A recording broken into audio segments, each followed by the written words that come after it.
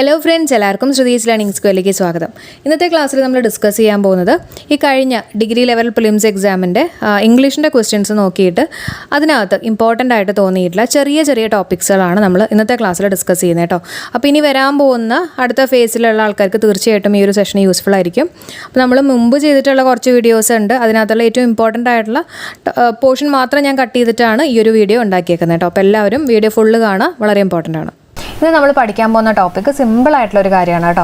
അതായത് ഇതേപോലെ നമുക്ക് കുറച്ച് വാക്കുകളൊക്കെ കൊടുത്തിട്ട് അതിനകത്ത് ഏതാണ് നൗൺ, അല്ലെങ്കിൽ ഏതാണ് അഡ്ജക്റ്റീവ്, അല്ലെങ്കിൽ ഏതാണ് വെർബ്, ഏതാണ് ആഡ്വർബ്, ഇതൊക്കെ എങ്ങനെ ഐഡൻറ്റിഫൈ ചെയ്യും എന്നുള്ള കാര്യങ്ങളാണ് നമ്മൾ ഇന്നത്തെ ക്ലാസ്സിൽ ഡിസ്കസ് ചെയ്യാൻ പോകുന്നത്.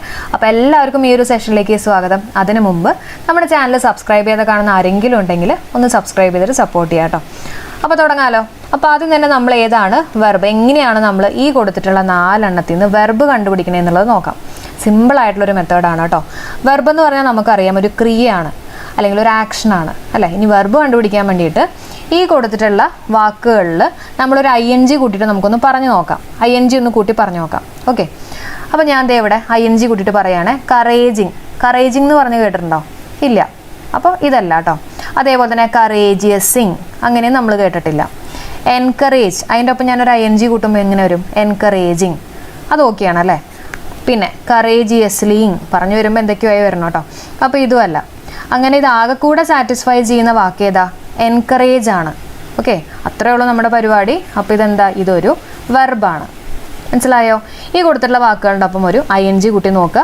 എന്നിട്ട് പറയുമ്പോൾ ശരിയാവുന്നുണ്ടെങ്കിൽ, അതായത് പറയുമ്പോൾ ശരിയെന്ന് വെച്ചിട്ടുണ്ടെങ്കിൽ നമ്മൾ ഇത്രയും നാളൊക്കെ പറഞ്ഞ് ശീലിച്ചിട്ടുള്ള കാര്യങ്ങളാണല്ലോ, അങ്ങനെയാണെങ്കിൽ അതൊരു ക്രിയയാണ്, വെർബാണ്. അപ്പോൾ ING മാത്രമല്ല, നമുക്കൊരു S കൂട്ടി നോക്കാം, അല്ലെങ്കിൽ ഒരു DO ED ഒക്കെ ഒന്ന് കൂട്ടി നോക്കാം. ഓക്കെ, ഇനി ഇവിടെ ഞാനൊരു S കൂട്ടാണ്, എൻകറേജസ് എന്ന് നമ്മൾ പറയാറുണ്ട് അല്ലേ. അതുപോലെ തന്നെ D കൂട്ടുകയാണെങ്കിൽ എൻകറേജ്ഡ്. അങ്ങനെ നമുക്ക് ഡിഫറെൻറ്റ് രീതിയിൽ പറയാൻ പറ്റുന്ന ഒരു വാക്കാണെങ്കിൽ, അതായത് അതിൻ്റെ ഡിഫറെൻറ്റ് ഫോംസിൽ പറയാൻ പറ്റുന്ന ഒരു വാക്കാണെങ്കിൽ അതെന്തായിരിക്കും? അതൊരു വെർബായിരിക്കും. കിട്ടിയോ? ഓക്കെ, ഇനി നമുക്ക് അടുത്ത് നോക്കാം. അടുത്ത് നമ്മൾ നോക്കുന്നത് എങ്ങനെയാണ് നമ്മൾ ആഡ്വർബ് കണ്ടുപിടിക്കുക എന്നാണ് കേട്ടോ. ആഡ്വർബ് കണ്ടുപിടിക്കാൻ സിമ്പിളാണ്. മെജോറിറ്റി കേസിലും അതിൻ്റെ ഒപ്പം ഒരു LY ഉണ്ടാവും. എന്തുണ്ടാവും? LY ഉണ്ടാവും. ഈ LY കാണുമ്പോൾ ഒന്ന് ഉറപ്പിച്ചേക്കുക, എന്തായിരിക്കും? ആഡ്വർബാണ്. ഓക്കെ, അപ്പോൾ എല്ലാ കേസുകളും അല്ല കേട്ടോ, മെജോറിറ്റി കേസാണ്. എക്സെപ്ഷൻസ് ഉണ്ട് കേട്ടോ. പിന്നെയുള്ളത് എങ്ങനെയാണ് നമ്മൾ അഡ്ജക്റ്റീവ് കണ്ടുപിടിക്കുക എന്നുള്ളത്. അഡ്ജക്റ്റീവ് എന്ന് പറഞ്ഞാൽ എന്താ? ഒരു നൗണിനെ വിശേഷിപ്പിക്കുന്ന ഒന്നാണ് അഡ്ജക്റ്റീവ് അല്ലേ. അപ്പോൾ നമ്മൾ ചെയ്യേണ്ട കാര്യം എന്ന് വെച്ചാൽ ഒരു നൗണൊന്ന് ഇട്ട് കൊടുത്തേക്കാം. ഇപ്പോൾ ഇവിടെ ഞാനൊരു പേഴ്സൺ ഇട്ട് കൊടുത്തു എന്ന് വിചാരിച്ചോ കേട്ടോ. ഒരു പേഴ്സൺ നൗണാണല്ലോ. അപ്പോൾ ഈ പേഴ്സണെ ഡിസ്ക്രൈബ് ചെയ്യുന്ന വാക്കായിരിക്കണം അഡ്ജക്റ്റീവ്. അപ്പോൾ ഞാനിവിടെ 2 സ്ഥലത്തും പേഴ്സൺ ഇട്ട് കൊടുക്കുകയാണ്. അപ്പോൾ കറേജ് പേഴ്സൺ, അങ്ങനെയാണോ നമ്മൾ പറയുക? അല്ല, കറേജിയസ് പേഴ്സൺ അല്ലെ, കറേജിയസ് പേഴ്സൺ എന്നല്ലേ നമ്മൾ പറയുക. അപ്പോൾ അങ്ങനെയുള്ളൊരു വാക്ക്, അതായത് ഇതിന് ശേഷം ഒരു വാക്ക് ഇട്ട് കൊടുത്തിട്ട് അത് സാറ്റിസ്ഫൈ ചെയ്യുന്നുണ്ടെങ്കിൽ അതെന്തായിരിക്കും? അഡ്ജക്റ്റീവ് ആയിരിക്കും. എന്തായിരിക്കും? അഡ്ജക്റ്റീവ്. അപ്പോൾ ഇത് അഡ്ജക്റ്റീവ് അല്ല കേട്ടോ, ഇത് അഡ്ജക്റ്റീവ് അല്ല. ബാക്കിയുള്ളത് നൗണ്. കിട്ടിയോ? ചിലപ്പോൾ പലർക്കും കിട്ടിയിട്ടുണ്ടാവില്ല. നമുക്ക് കുറച്ചും കൂടെ എക്സാമ്പിൾസ് ഒന്ന് ചെയ്ത് നോക്കാം. നമുക്ക് അടുത്ത് നോക്കാം കേട്ടോ. ക്രിയേഷൻ, ക്രിയേറ്റ്, ക്രിയേറ്റീവ്, ക്രിയേറ്റീവ്ലി എന്നൊക്കെ പറഞ്ഞിട്ട് ഇവിടെ വാക്കുകൾ കൊടുത്തിട്ടുണ്ട്. അപ്പോൾ ആദ്യം തന്നെ നമുക്ക് വെർബ് കണ്ടുപിടിക്കാം. വെർബ് കണ്ടുപിടിക്കാനാണ് കുറച്ചും കൂടെ എളുപ്പം അല്ലേ. ഒരു ING കൂട്ടിയിട്ടൊന്ന് പറഞ്ഞു നോക്കാം. അപ്പോൾ എങ്ങനെയാണ്? ക്രിയേഷനിങ് പറ്റില്ല, ക്രിയേറ്റ് ഉണ്ട്, അതിൻ്റെ ഒപ്പം ഒരു ING കൂട്ടുമ്പോൾ ക്രിയേറ്റിംഗ് ഓക്കെയാണ്. പിന്നെ ഒരു S കൂട്ടി നോക്കാം, ക്രിയേറ്റ്സ് ഓക്കെയാണ്.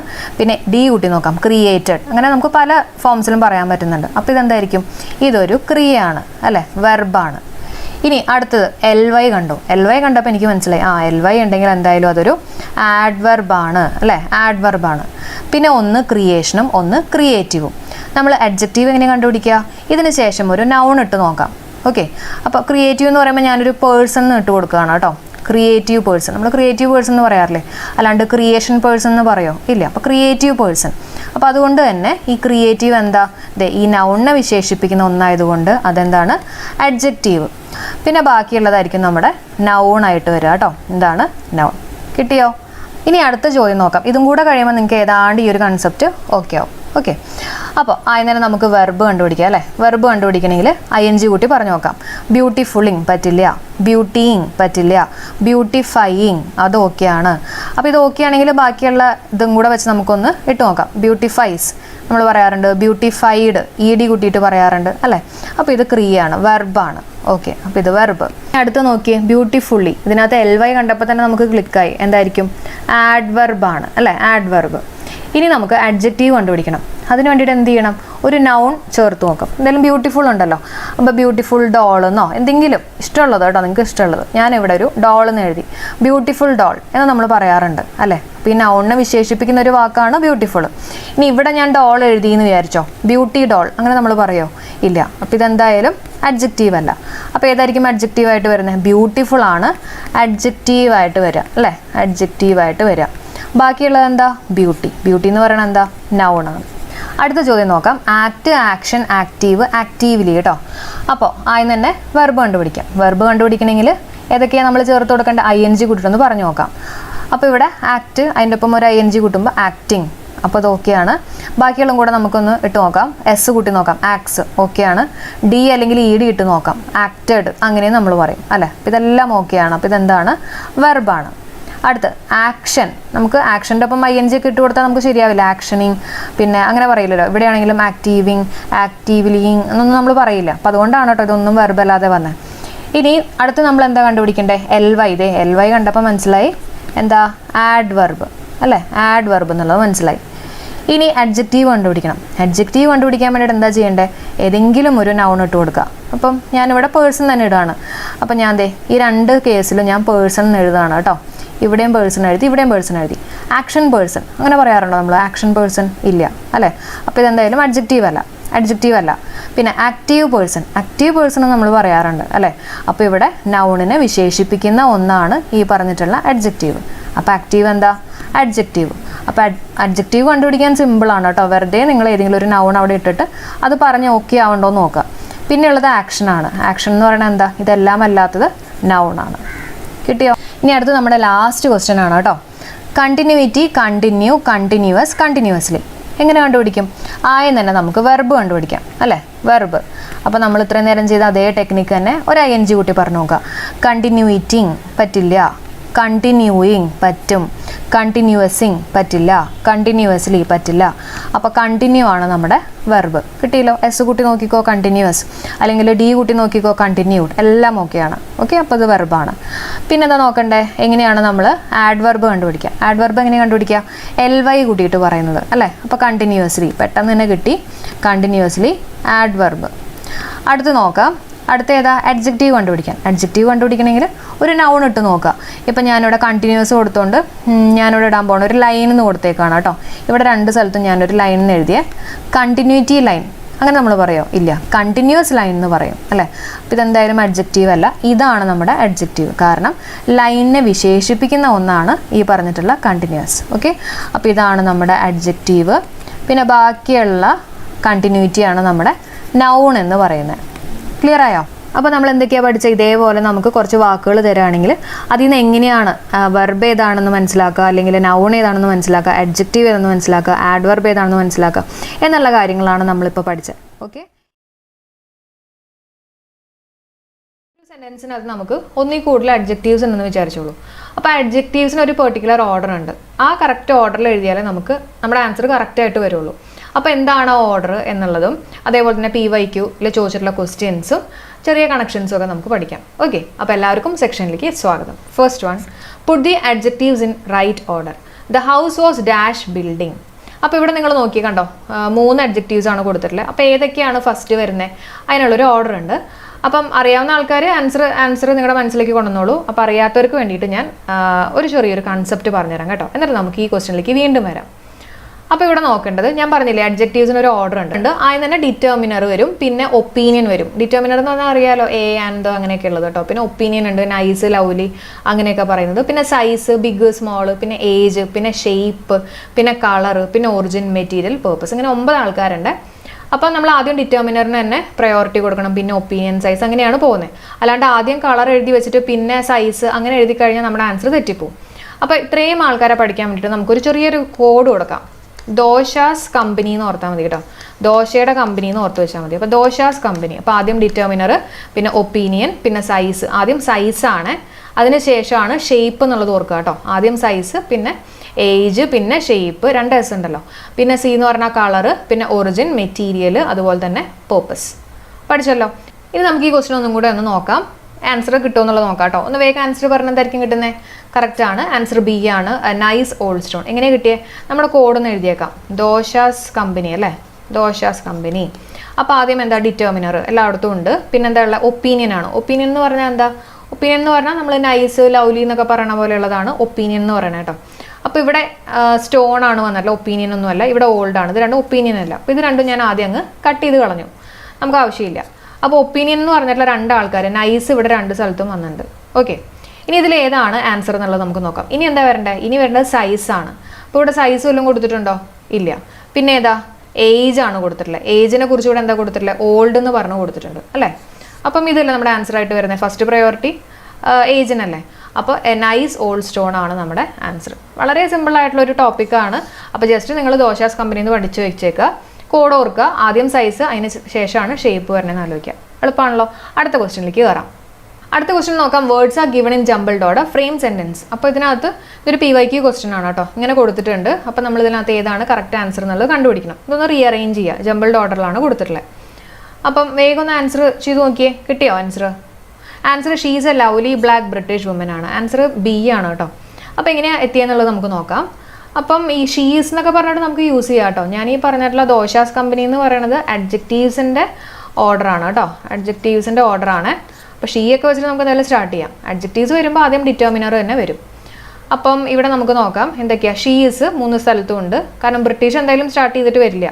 കാരണം ബ്രിട്ടീഷ് എന്ന് പറഞ്ഞാൽ ഒറിജിൻ ആണല്ലോ. അപ്പോൾ ഇവിടെ ഈ ഒറിജിൻ എന്ന് പറഞ്ഞാൽ ഇവിടെ കിടക്കുന്നത്, അതെന്തായാലും ഫസ്റ്റ് വരില്ല. അപ്പോൾ ഇത് നമുക്ക് ക്യാൻസൽ ചെയ്യാം.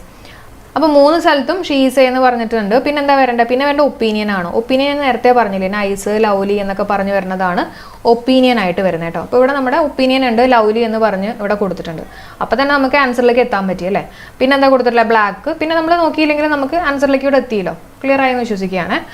അടുത്ത ക്വസ്റ്റ്യൻ നോക്കാം. Anjali had A dash in her hair yesterday. വേഗം ഒന്ന് ആൻസർ പറഞ്ഞാൽ സിമ്പിൾ ആയിട്ടുള്ള ക്വസ്റ്റ്യൻ ആണ്. എന്തായിരിക്കും വരുന്നത്? നൈസ് യെല്ലോ ബോയ് ആണ് അല്ലേ. എങ്ങനെ കിട്ടിയത്? കാരണം നമുക്കറിയാം ദോശാസ് കമ്പനി എന്ന് പറഞ്ഞിട്ടുള്ള കോഡ് നമ്മൾ പഠിച്ചിട്ടുണ്ട് അല്ലേ, ദോശാസ് കമ്പനി. അപ്പോൾ ആദ്യം ഡിറ്റർമിനർ, അതിന് ശേഷം ഒപ്പീനിയൻ ആണ്. ഒപ്പീനിയൻ എന്ന് പറഞ്ഞാൽ നൈസ് അല്ലെങ്കിൽ ലവ്ലി ഒക്കെയാണ് നമുക്കറിയാം. അപ്പോൾ 3 എണ്ണത്തിലും ഫസ്റ്റ് പ്രയോറിറ്റി കൊടുത്തിട്ടുള്ളത് നൈസിനാണ്. നമ്മുടെ ആൻസർ കിട്ടി. ഓക്കെ അല്ലേ. അടുത്ത ക്വസ്റ്റ്യൻ നോക്കാം. She lost A dash. Answer എന്താ വരുന്നത്? സ്മോൾ വൈറ്റ് ക്യാറ്റ് ആണ്. എങ്ങനെ നമ്മൾ ആൻസറിലേക്ക് എത്തിയത്? നമ്മുടെ കോഡ് എഴുതാം. ഓക്കെ, ഇനി പിന്നെന്താ നോക്കണ്ടേ? ഫസ്റ്റ് ഡിറ്റർമിനർ നോക്കുക, പിന്നെന്താ ഒപ്പീനിയൻ നോക്കുക. അപ്പോൾ ഇവിടെ ഒപ്പീനിയൻ ഒന്നും കൊടുത്തിട്ടില്ല.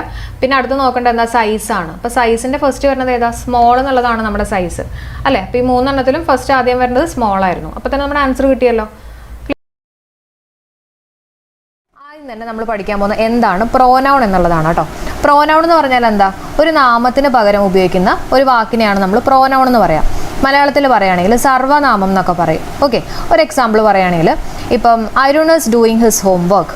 എന്നിട്ട് ഞാൻ അടുത്ത സെൻറ്റൻസ് ആയിട്ട് പറയാം ഹീ ഈസ് റൈറ്റിംഗ് എന്നുള്ള രീതിയിലായിരിക്കും ഞാൻ പറയാം. അല്ലാണ്ട് ഞാൻ വീണ്ടും Arun is doing his homework, Arun's എന്നുള്ള രീതിയിൽ ഞാനിങ്ങനെ അരുൺ എന്നുള്ള പേര് തന്നെ പറഞ്ഞുകൊണ്ടിരിക്കില്ല. അതിന് പകരം ഞാൻ എന്ത് യൂസ് ചെയ്യും? ഞാൻ അവിടെ വേറൊരു വാക്കായിട്ടുള്ള ഹീ യൂസ് ചെയ്തു. അങ്ങനെയുള്ള നാമത്തിനെ മാറ്റുന്ന അല്ലെങ്കിൽ നാമത്തിന് പകരം യൂസ് ചെയ്യുന്ന ഒരു വാക്കിനെയാണ് നമ്മൾ പറയുക പ്രോനൗൺ എന്ന് പറയുക കേട്ടോ. അതാണ് സർവ്വനാമം. ഓക്കെ, അപ്പോൾ നമ്മൾ ആദ്യം നോക്കാൻ പോകുന്നത് എന്താണ്? പേഴ്സണൽ പ്രോനൗൺ എന്നുള്ളതാണ് കേട്ടോ. അപ്പോൾ PSCയിൽ എങ്ങനെയൊക്കെയാണ് ഈ ഒരു ടോപ്പിക്കിൽ നിന്നുള്ള ചോദ്യങ്ങളൊക്കെ വന്നതെന്നൊക്കെ നമ്മൾ ഡിസ്കസ് ചെയ്യുക. അപ്പോൾ ശ്രദ്ധിച്ച് കേൾക്കുക. അപ്പോൾ പേഴ്സണൽ പ്രോനൗണിൻ്റെ എക്സാമ്പിൾസ് പറയുകയാണെങ്കിൽ I, we, you, he, she, it, they, ഇതൊക്കെ അതിൻ്റെ എക്സാമ്പിൾസ് ആണ്. അതുപോലെ തന്നെ അത് സബ്ജക്റ്റീവ് ഫോം ആണെങ്കിൽ, ഒബ്ജക്റ്റീവ് ആണെങ്കിൽ me, us, you, him, her, it, them എന്നൊക്കെ വേണമെങ്കിൽ പറയാം. ഓക്കെ, അപ്പോൾ നമുക്ക് ആദ്യം ഈ സബ്ജക്റ്റീവ് ഫോം വെച്ചിട്ടുള്ളത് പഠിക്കാം കേട്ടോ. പേഴ്സണൽ പ്രോനൗണിലെ ഫസ്റ്റ് പേഴ്സണിൽ വരുന്നത് ഐയും വിയും ആണ്. ഫസ്റ്റ് പേഴ്സണിൽ വരുന്നത് ഐയും വിയും. കാരണം ഐ എന്ന് പറഞ്ഞാലും ഞാൻ അതിനകത്തുണ്ട്, വി എന്ന് പറഞ്ഞാലും ഞാൻ അതിനകത്തുണ്ട്. ഓക്കെ, അപ്പോൾ അങ്ങനെ ഒന്ന് ആലോചിക്കാം. ഫസ്റ്റ് പേഴ്സണിൽ ഐയും വിയും. സെക്കൻഡ് പേഴ്സൺ എന്ന് പറഞ്ഞാൽ യു ആണ് കേട്ടോ. സെക്കൻഡ് പേഴ്സണിൽ ആരാ വരുന്നത്? യു ആണ്. തേർഡ് പേഴ്സണിൽ ഹീ, ഷീ, ഇറ്റ്, ദേ. ആരൊക്കെയാണ്? He, she, it, they. Okay, പഠിച്ചില്ല. അപ്പോൾ ഇതൊക്കെയാണ് നമ്മൾ ഫസ്റ്റ് പേഴ്സണിൽ ഐയും വിയും, സെക്കൻഡ് പേഴ്സണിൽ യു, തേർഡ് പേഴ്സണിൽ ഹീ, ഷീ, ഇറ്റ്, ദേ. ഇനി ഇതൊക്കെ പഠിക്കുന്നത് എന്തിനാണ്? നമ്മളോട് PSCയിൽ എങ്ങനെയാണ് ചോദ്യം ചോദിക്കുന്നത് എന്നുള്ളത് ഞാൻ പറഞ്ഞുതരാം കേട്ടോ. അപ്പോൾ ശ്രദ്ധിച്ചോ. ദേ ഈ ഒരു ക്വസ്റ്റ്യൻ നോക്കിക്കോ. I, you and he are guilty for this crime. ഈ കൊടുത്തിട്ടുള്ള സെൻറ്റൻസ് കറക്റ്റ് ആണോ, അല്ലെങ്കിൽ ഇതിനകത്ത് എന്തെങ്കിലും എറർ റെക്ടിഫൈ ചെയ്യാനുണ്ടോ എന്നൊക്കെ ആയിരിക്കും നമ്മളോട് PSCയിൽ ചോദിക്കുക. അപ്പോൾ നിങ്ങൾ നോക്കിയിട്ട് പറഞ്ഞാൽ ഈ കൊടുത്തിട്ടുള്ള സെൻറ്റൻസ് കറക്റ്റ് ആണോ? കറക്റ്റ് ആണ് കേട്ടോ, സെൻറ്റൻസ് കറക്റ്റാണ്. അപ്പോൾ ഇവിടെ ശ്രദ്ധിക്കുക, ഒരു മോശപ്പെട്ട കാര്യം അല്ലെങ്കിൽ അത്ര നല്ല പോസിറ്റീവ് അല്ലാത്തൊരു കാര്യമൊക്കെ വരികയാണെങ്കിൽ അവിടുത്തെ ഓർഡർ എങ്ങനെയായിരിക്കും? ആദ്യം ഐ വരണം, പിന്നെ യു വരണം, പിന്നെ ഹി. അതായത് first person, second person, third person. അല്ലാണ്ട് യു, ഐ ആൻഡ് ഹി എന്നൊക്കെ പറഞ്ഞു കഴിഞ്ഞാൽ അത് തെറ്റാണ് കേട്ടോ. അപ്പോൾ ഓർഡർ കറക്റ്റായിട്ട് പഠിച്ചേക്കുക. 1, 2, 3. ഓക്കെ, ഒരു മോശപ്പെട്ട കാര്യമൊക്കെ വരികയാണെങ്കിൽ അവിടെ ആദ്യം 1 2 3 നമ്മൾ തന്നെ ആദ്യം അങ്ങ് കുറ്റസമ്മതം നടത്തുക കേട്ടോ. അപ്പോൾ ഇത് നിങ്ങൾക്ക് കുറച്ചും കൂടെ ക്ലിയർ ആവാൻ വേണ്ടിയിട്ട് ഈ ഒരു വീഡിയോ ഒന്ന് കണ്ടു നോക്കിയേ. മുത്തച്ഛൻ്റെ കൂട്ട് ഞാൻ മാത്രമല്ല, അവരെല്ലാവരും തട്ടണമെന്ന് പറഞ്ഞു. അപ്പോൾ നമ്മുടെ ജഗദീഷ് പറയുന്ന പോലെ തന്നെ ആദ്യം തന്നെ കുറ്റസമ്മതം അങ്ങ് നടത്തിയല്ലേ, ഞാൻ മാത്രമല്ല അവരും. അപ്പോൾ ആദ്യം ഞാൻ, പിന്നെ അവരും. അപ്പോൾ ആ ഓർഡർ പഠിച്ചു വെച്ചേക്കുക 1 2 3 കേട്ടോ. അതേസമയം സെക്കൻഡ് സെൻറ്റൻസ് നോക്കുക. You, he and I have done our duty. ഇവിടെ എന്താ പറ്റിയിട്ടുള്ളത്? ഇവിടെ ഞാനാണോ ആദ്യം വന്നിട്ടുള്ളത്? അല്ല, യു ആണ്. അതായത് നല്ലൊരു കാര്യം വരുന്ന സമയത്ത് നമ്മളൊരു മാനേഴ്സ് എന്നുള്ള രീതിയിൽ ആദ്യം ആരാ വരിക? യു ആണ് സെക്കൻഡ് പേഴ്സൺ, പിന്നെ ആരാ? തേർഡ് പേഴ്സൺ, പിന്നെയാണ് ഫസ്റ്റ് പേഴ്സൺ വരിക. ഓക്കെ, 2 3 1 ആ ഓർഡർ പഠിച്ചു വെച്ചേക്കുക. മോശപ്പെട്ട കാര്യമാണെങ്കിൽ 1 2 3, അല്ലാത്ത കേസാണെങ്കിൽ പോസിറ്റീവായിട്ടൊക്കെ വരികയാണെങ്കിൽ യു, ഹി ആൻഡ് ഐ. മനസ്സിലായോ? അപ്പോൾ അതിന് വേണ്ടിയിട്ടാണ് നമ്മൾ first person, second person, third person ഇവിടെ പഠിച്ചേട്ടോ. ഇനി അടുത്ത് നമ്മൾ നോക്കുന്നത് എന്താണ് പൊസസീവ് പ്രോനൗൺ എന്നുള്ളതാണ്. എന്താണ് പൊസസീവ് പ്രോനൗൺ? പൊസസീവ് പ്രോനൗൺ എന്ന് പറഞ്ഞാൽ പൊസസീവ് എന്നൊക്കെ കേൾക്കുമ്പോൾ നമുക്കറിയാലോ, നമ്മളൊക്കെ പലരും പൊസസീവ് ആയിരിക്കും. എൻ്റെ അല്ലെങ്കിൽ എൻ്റെ ഉടമസ്ഥ എന്നൊക്കെ ആ ഒരു മീനിങ് ഒക്കെ വരുന്ന വാക്കുകളാണ് പൊസസീവ് പ്രോനൗൺ. അപ്പോൾ അതിനകത്തുള്ള ആൾക്കാരൊക്കെ ഒന്ന് പഠിച്ചു വെച്ചേക്കാം കേട്ടോ. ആരൊക്കെയുള്ളത്?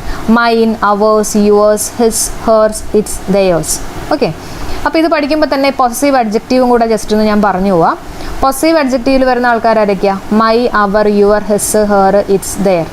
അപ്പോൾ ഇത് രണ്ടും തമ്മിൽ കമ്പയർ ചെയ്യുമ്പോൾ നമുക്കറിയാം. കണ്ടോ, ഇവിടെ മൈ എന്നുള്ളത് മൈനായി, അവർ എന്നുള്ളത് അവേഴ്സായി, യുവർ എന്നുള്ളത് യുവേഴ്സായി, ഹിസ് അതേപോലെ തന്നെ, ഹെർ എന്നുള്ളത് ഹേർസായി. അങ്ങനെ ഒരു എസ് കൂടി വരുന്നുണ്ട് അല്ലേ ഈ പറഞ്ഞിട്ടുള്ള പൊസസീവ് പ്രോനൗൺ. അപ്പോൾ അതൊന്ന് നോട്ട് ചെയ്ത് വയ്ക്കുക കേട്ടോ. പൊസസീവ് പ്രോനൗൺ ആണെങ്കിൽ അതിനകത്തൊരു എസ് കൂടുതൽ വരുന്നുണ്ട്. എല്ലാ കേസുകളൊന്നും അല്ല കേട്ടോ, ജസ്റ്റ് ഒന്ന് ഓർക്കാൻ വേണ്ടി മാത്രം. ഇനി എക്സാമിൽ നമ്മളോട് എങ്ങനെയാണ് ചോദിക്കുന്നത് നമുക്ക് നോക്കാം. ഇപ്പോൾ ഇതേപോലെ ഒരു ക്വസ്റ്റ്യൻ ആണ്.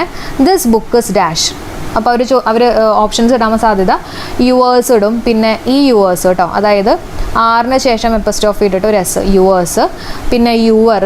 ഇതിൽ ഏതായിരിക്കും എന്നുള്ളതാണ് നമ്മുടെ ചോദ്യം. അപ്പോൾ നമ്മുടെ ആൻസർ യുവേഴ്സ് ആണ്. എന്താ കാര്യം എന്ന് ചോദിക്കുകയാണെങ്കിൽ ഇത്രയും മനസ്സിലാക്കുക. ഈ ഡാഷ് ലാസ്റ്റ് ആണെന്ന് വിചാരിക്കുക. കണ്ടോ, ഈ ഒരു സെൻറ്റൻസിനകത്ത് ഡാഷ് എവിടെയാണ്? ലാസ്റ്റ് അല്ലേ? അങ്ങനെ ലാസ്റ്റ് ആണ് നമ്മുടെ ഡാഷ് എങ്കിൽ അവിടെ ആരായിരിക്കും വരിക? പൊസസീവ് പ്രോനൗൺ ആയിരിക്കും നമ്മൾ ഫില്ല് ചെയ്യേണ്ടത്. ഓക്കെ, പൊസസീവ് പ്രോനൗൺ എന്ന് പറയുമ്പോൾ യുവേഴ്സ് അല്ലേ? യുവർ എന്ന് പറയുന്നത് പൊസസീവ് അഡ്ജക്റ്റീവ് ആണ്.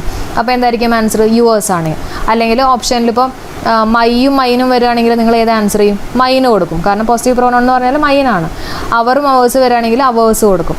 അങ്ങനെ ഓർത്ത് വെച്ചേക്കുക. ഒരു സെൻറ്റൻസിൽ ലാസ്റ്റാണ് ഡാഷ് എങ്കിൽ അവിടെ പൊസസീവ് പ്രോനൗൺ ആയിരിക്കും നമ്മൾ ഫില്ല് ചെയ്യേണ്ടത്. ഇനി അടുത്ത എക്സാമ്പിൾ നോക്കിയേ. This is dash book. This is yours ആണോ യുവർ ആണോ? അപ്പോൾ ഈ ഒരു കേസിൽ ഈ ഡാഷിന് ശേഷം ഒരു വാക്കുണ്ട് അല്ലെ, ഒരു നൗൺ ഉണ്ട്, ബുക്ക് ഉണ്ട്. അപ്പോൾ ഇവിടെ നമ്മൾ യൂസ് ചെയ്യേണ്ടത് പൊസസീവ് അഡ്ജക്റ്റീവ് ആണ് കേട്ടോ. പൊസസീവ് അഡ്ജക്റ്റീവ് എന്ന് പറഞ്ഞാൽ നമുക്കറിയാലോ, ഒരു നൗണിനെ വിശേഷിപ്പിക്കുന്ന ഒരു വാക്കാണ് അഡ്ജക്റ്റീവ് എന്ന് പറയുന്നത്. അപ്പോൾ ഇവിടെ യുവർ ആയിരിക്കും യുവേഴ്സ് ആയിരിക്കും. ഇവിടെ നോക്കിയിട്ട് പറഞ്ഞാൽ പൊസസീവ് അഡ്ജക്റ്റീവ് എന്ന് പറഞ്ഞാൽ യുവർ ആണ് നമ്മൾ യൂസ് ചെയ്യുക അല്ലേ. അപ്പോൾ ദിസ് ഇസ് യുവർ ബുക്ക്. അടുത്ത് നമുക്ക് എന്താണ് എംഫാറ്റിക് പ്രോനൗൺ എന്നുള്ളത് നോക്കാം കേട്ടോ. എംഫാറ്റിക് പ്രോനൗൺ എന്ന് പറഞ്ഞാൽ പേര് പറയുന്ന പോലെ തന്നെ എംഫസൈസ് കൊടുക്കുന്ന പ്രോനൗൺ ആണ്. അതായത് ഊന്നി പറയുന്ന പ്രോനൗൺസിനാണ് നമ്മൾ എംഫാറ്റിക് പ്രോനൗൺ എന്ന് പറയാം. എക്സാമ്പിൾ പറയുകയാണെങ്കിൽ the ship itself is not very large. Okay, ഇപ്പം ഞാനിവിടെ ഇറ്റ് സെൽഫ് എന്നുള്ളതാണ് കേട്ടോ നമ്മുടെ എംഫാറ്റിക് പ്രോനൗൺ. ഓക്കെ, ഈ ഇറ്റ് സെൽഫ് ഇല്ല എന്ന് വിചാരിച്ചോ. അപ്പോൾ അതിൻ്റെ മീനിങ് എന്താ? Ship is not very large. അതേ മീനിങ് തന്നെയല്ലേ ship itself is not very large എന്ന് പറഞ്ഞാലും? രണ്ടും സെയിം തന്നെയാണ് അല്ലേ. പിന്നെ ഈ ഇറ്റ് സെൽഫ് കൊടുത്തപ്പോൾ നമുക്ക് മനസ്സിലായി കുറച്ചും കൂടെ ഒരു എംഫസൈസ് കൊടുത്തു അല്ലേ, കുറച്ചും കൂടെ ഒന്ന് ഊന്നി പറഞ്ഞു, ആ ഷിപ്പിനെ കുറച്ചും കൂടെ ഒന്ന് ഊന്നി പറഞ്ഞു. ആ ഒരു വ്യത്യാസം മാത്രമേ ഇവിടെ വന്നിട്ടുള്ളൂ. രണ്ടാമത്തെ കേസ് നോക്കിയേ. The chief minister himself welcomed us എന്ന് പറയുമ്പോൾ ചീഫ് മിനിസ്റ്റർ അവനെ തന്നെ അല്ലേ. അപ്പോൾ അത് കുറച്ചും കൂടെ ക്ലിയർ ആയിട്ട് പറഞ്ഞിരിക്കുകയാണ്, എംഫസൈസ് കൊടുത്തിരിക്കുകയാണ്. അപ്പോൾ ഹിംസെൽഫ് എന്ന് പറഞ്ഞാലും ഇറ്റ് ഈസ് എംഫാറ്റിക് പ്രോനൗൺ. അടുത്ത് നോക്കി, I myself saw him do it. ഇവിടെ ഈ മൈസെൽഫ് ഇല്ലെങ്കിലും നമുക്ക് എന്താ പറയുക, മീനിങ് കംപ്ലീറ്റ് ആണ് അല്ലേ. മൈസെൽഫ് കൊടുക്കുകയാണെങ്കിൽ നമുക്ക് കുറച്ചും കൂടെ ഒരു എംഫസൈസ് കൊടുക്കുകയാണ്. ഈ ഐക്ക് കുറച്ചും കൂടെ എംഫസൈസ് കൊടുത്തിട്ട് പറഞ്ഞിട്ടുള്ള വാക്കാണ്, പ്രോനൗൺ ആണ് മൈസെൽഫ്. അങ്ങനെ ഇറ്റ്സെൽഫ്, ഹിംസെൽഫ്, മൈസെൽഫ് എന്നൊക്കെ പറയുന്ന എന്ത് സാധനമാണ്? Emphatic pronoun. എന്താണ് എംഫാറ്റിക് പ്രോനൗൺ? അടുത്ത് നമുക്ക് റിഫ്ലെക്സീവ് പ്രോനൗൺ എന്താണെന്നുള്ളത് നോക്കാം കേട്ടോ. അതിനുശേഷം എങ്ങനെയാണ് റിഫ്ലെക്സീവ് പ്രോനൗണും എംഫാറ്റിക് പ്രോനൗണും തമ്മിൽ ഐഡൻറ്റിഫൈ ചെയ്യുക, അതിന് വേണ്ടിയിട്ടുള്ള ടെക്നിക്കും പറഞ്ഞുതരാം കേട്ടോ.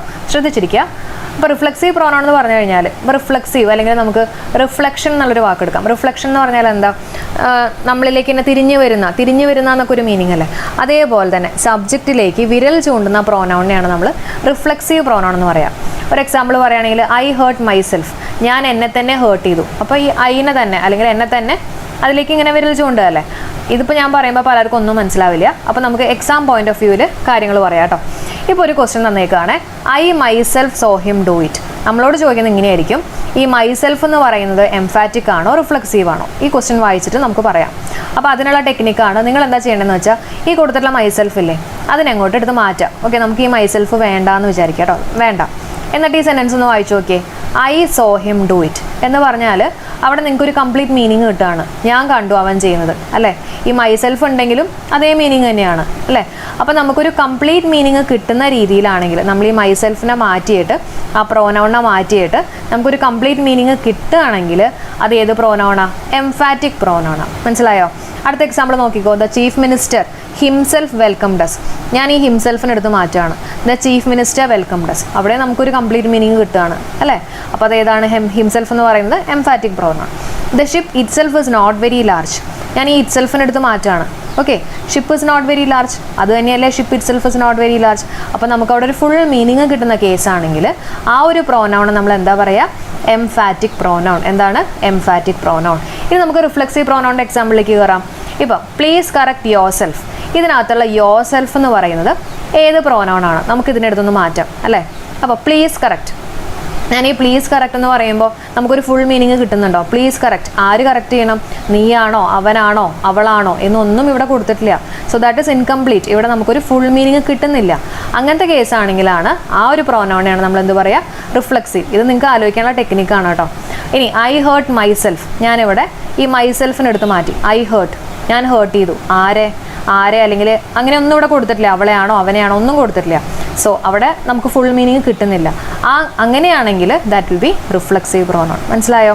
അപ്പോൾ നമുക്ക് ആ ഒരു പ്രോനൗൺ എടുത്ത് മാറ്റിയിട്ട് നമുക്ക് ഫുൾ മീനിങ് കിട്ടുകയാണെങ്കിൽ that will be emphatic pronoun. അല്ലാത്ത പക്ഷം that will be reflexive pronoun. Okay, നിങ്ങൾ ഇതിനെ ബേസ് ചെയ്തിട്ട് കൂടുതൽ ക്വസ്റ്റ്യൻസ് വർക്കൗട്ട് ചെയ്യുക കേട്ടോ. അതേപോലെ തന്നെ നമ്മുടെ ടെലഗ്രാം ചാനൽ ജോയിൻ ചെയ്യാത്ത ആരെങ്കിലും ഉണ്ടെങ്കിൽ ജോയിൻ ചെയ്യുക. ടെലഗ്രാം ചാനലിൻ്റെ പേര് എൻ്റെ പേര് തന്നെയാണ്, ശ്രുതിയാണ് കേട്ടോ. അപ്പോൾ അവിടെ നമ്മൾ കൂടുതൽ ക്വസ്റ്റ്യൻസ് വർക്കൗട്ട് ചെയ്യും. ഓക്കെ, ഇനി നമുക്ക് അടുത്ത പ്രോനൗണിലേക്ക് കയറാം. അടുത്ത് നമുക്ക് എന്താണ് ഡെമോൺസ്ട്രേറ്റീവ് പ്രോനൗൺസ് എന്നുള്ളത് നോക്കാം കേട്ടോ. ഡെമോൺസ്ട്രേറ്റീവ് പ്രോനൗൺസ് പറഞ്ഞാൽ നമ്മളിങ്ങനെ ഡെമോൺസ്ട്രേറ്റ് ഇതൊക്കെ കാണിക്കില്ലേ, ഇങ്ങനെ ചൂണ്ടിയൊക്കെ കാണിക്കില്ലേ, this, that, these, those, such എന്നൊക്കെ പറഞ്ഞു വരുന്ന വാക്കുകൾ, അങ്ങനെയുള്ള പ്രോനൗൺസിനെയാണ് നമ്മൾ ഡെമോൺസ്ട്രേറ്റീവ് പ്രോനൗൺസ് എന്ന് പറയാം. ഒരു ഉദാഹരണം പറയുകയാണെങ്കിൽ this a gift from my father. Okay, ഞാൻ ഇങ്ങനെ ചൂണ്ടിക്കാണിക്കുക, this a gift from my father. These are my paintings, ഇതെൻ്റെ പെയിൻറ്റിങ്സ് ആണ്, അല്ലേ? ദീസ് ഞാൻ ഇങ്ങനെ ചൂണ്ടിക്കാണിക്കുന്നത്, ദീസ് ആർ മൈ പെയിൻറ്റിങ്സ്. അല്ലെങ്കിൽ that car is mine, those books are yours എന്നൊക്കെ പറയുന്നതാണ്. അതിനകത്ത് ദിസ്, ദാറ്റ്, ദീസ്, ദോസ് എന്നൊക്കെ പറഞ്ഞു വരുന്ന വാക്കുകളാണ് നമ്മൾ ഡെമോൺസ്ട്രേറ്റീവ് പ്രോനൗൺസ് ആയിട്ട് യൂസ് ചെയ്യുക കേട്ടോ.